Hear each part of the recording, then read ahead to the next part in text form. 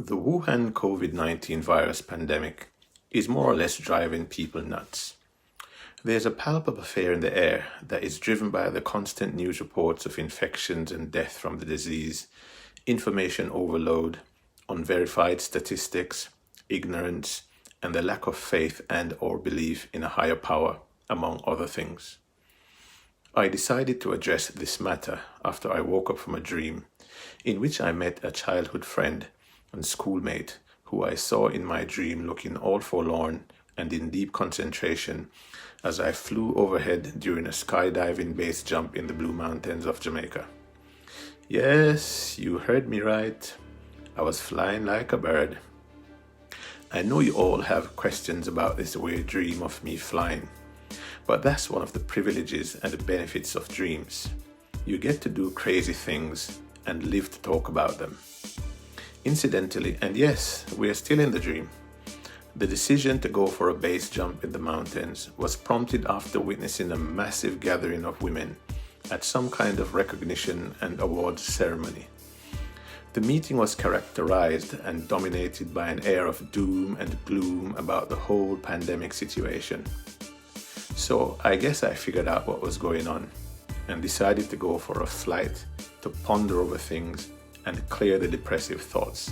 So there I was, flying away like Superman. And as I was hurtling through the air and zipping by the wonderful sceneries and drawing admiring looks from those who were opportune enough to spot me as I whizzed by, I somehow noticed an old schoolmate who I knew from our days in primary school. She was standing by herself near her house and seemed to be in deep thought and looking quite distressed. I decided to stop and have a reunion of sorts.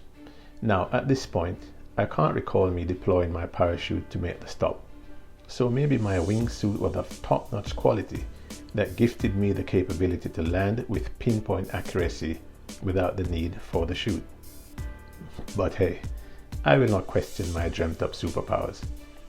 Now, in talking with my friend Marjorie, I found out that she too was suffering from great panic about this pandemic.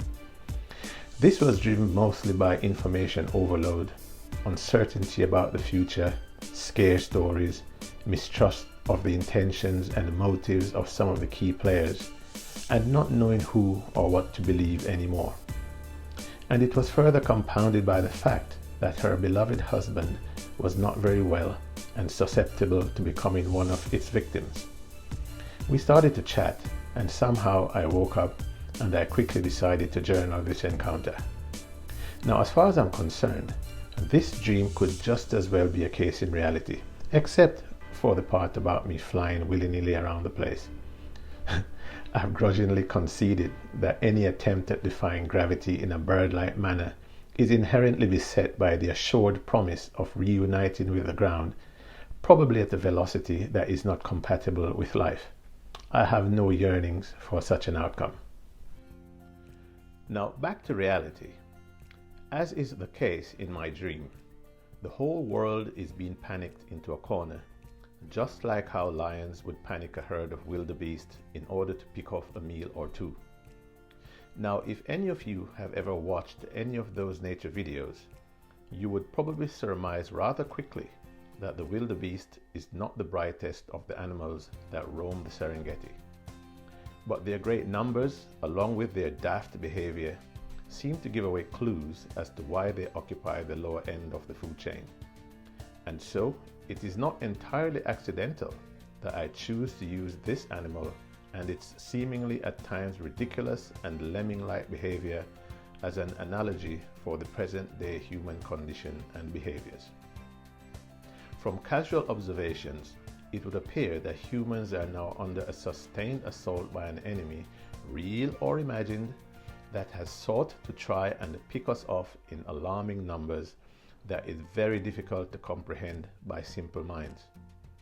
There are a lot of simple minds out there with access to very powerful information technology, a similitude of which I could only describe as giving a child access to the space agency's NASA mission control in order for it to enjoy the thrill of playing with a new toy rocket. They can't handle it. and would eventually do a childlike thing and press that shiny little self-destruct button. There's a plethora of conspiracy theories about the unwholesome connections and linkages between businessmen like Bill Gates, evil US and Chinese scientists, corrupt or clueless government politicians, and compliant mainstream media. It is safe to say that these do not help those who lack the analytical skills to sift the bullshit from the facts. And so, when a forwarded message is received from a trusted source like an old schoolmate or a close friend, our cognitive bias tends to kick in, and some of us quickly align with or discard that which best fit a pre-existing belief or agenda. This is called the confirmation bias. The confirmation bias is based on finding that people tend to listen more often to information that confirms the beliefs they already have. Through this bias, people tend to favor information that confirms their previously held beliefs. This bias can be particularly evident when it comes to issues like gun control and global warming, and this present-day Wuhan virus COVID-19 pandemic. Instead of listening to the opposing side and considering all of the facts in a logical and rational manner, people tend simply to look for things that reinforce what they already think are true. I guess it also doesn't help much when those among our peers have set themselves up as arbiters of who is an idiot for believing what is believed and who is to be lauded for towing a certain line of belief. I've seen a few on social media who, either by their tone or by direct statements, have made it patently clear or insinuated that if you disagree with their views, especially about this pandemic, you are left in no doubt that they view you as an idiot, a goofball, a buffoon, a half-wit, and other such debasing epithets. Most people cannot handle this kind of social pressure, as the human need for social inclusiveness and interactions, as promulgated by social scientists like Leon Festinger, James Carl Smith, Max Weber, and Karl Marx, just to name a few, makes them terrified of being ostracized by their peers and by those whom they admire.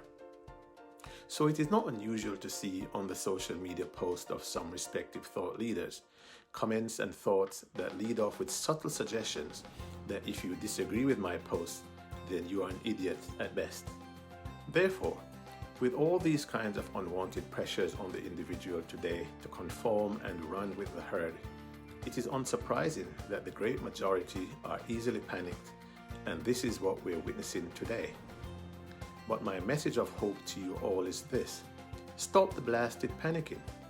It is often illogical and unhelpful to you in every way. Experiences of panic attacks may include rapid heart rate, loss of breath, shaking, sweating, chest pain, or feeling detached from the world or one's own body. Often, individuals who experience this intense sensation fear that they're going crazy or that they're dying. Now, if you question most of those around you today, you would find that most of them would relate to what is being said here, as far as this COVID-19 pandemic is concerned. With great relief, I am able to state that I am a survivor of the Wuhan COVID virus. I can also boldly state that this thing is survivable and it is not an automatic death sentence. In my humble opinion and experience, the effects of the virus are like those of a bad case of the flu, and I treated it as such, both mentally and physiologically. We all know that having the flu, which a lot of people do contract every year, is a mixed bag of effects for the victims. The vast majority of people usually get over it with minimum or no medical intervention. Perhaps we should start to view this COVID nuisance in the same way. There are merits to a lot of the home remedies you see flying around on social media, and I've used my fair share, which I believe have helped to secure my quick recovery with the help of Allah the Almighty. However, to be on the safe side, please seek professional medical advice before proceeding with any form of self-medication or home remedies.